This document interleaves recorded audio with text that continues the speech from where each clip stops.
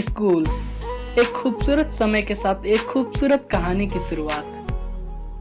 हर दिन की तरह मैं उस दिन भी स्कूल जा रहा था कि अचानक ऐसा लग रहा था जैसे उस दिन को मैंने किसी से खरीद लिया। उस समय मेरा 2 क्लास का पहला दिन था। जैसे मैं क्लास में इंटर किया कि अचानक उस लड़की पर मेरी नजर गई। उसे देखते ही मुझे ऐसा लगा कि मेरी कोई उससे पिछले जन्म का नाता हो। फिर क्या, क्लास शुरू हो गई और मेरी नजर सिर्फ उसके खुले हुए बालों और उसके चेहरे की मुस्कुराहट पर ही टिकी रही। फिर धीरे धीरे मेरी उससे दोस्ती हुई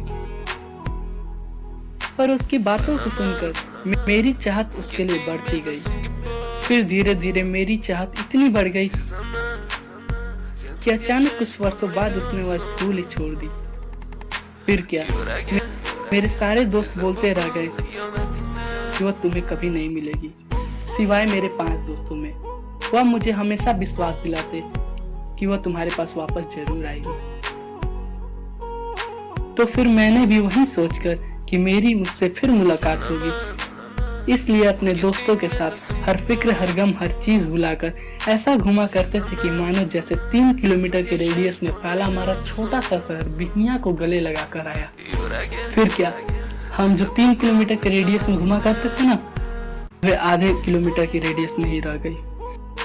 हर शाम को रोज मैं अपने साइकिल से उसके घर की ओर निकल जाता ताकि मुझे उसकी प्यारी सी मुस्कुराहट दिख जाए। इसलिए हर रोज की सिलसिला इसी प्रकार चलती रही कि फिर मेरी मुलाकात उससे फेसबुक पर हुई करीबन 9 वर्ष बाद। फिर क्या, मुझे तो ये पता था कि ये वही है, पर उसे यह नहीं पता था कि ये मुझे पता है। इसलिए उसने उस लड़की की फ्रेंड बनकर मुझसे बात की। उसे ये ना पता चले कि वह लड़की मैं ही हूँ। तो मैंने भी यह बात उसे पता नहीं चलने दी कि मैं जिस लड़की के इतने वर्षों से इंतजार कर रहा हूँ वो तुम ही हो। And it was love at second site.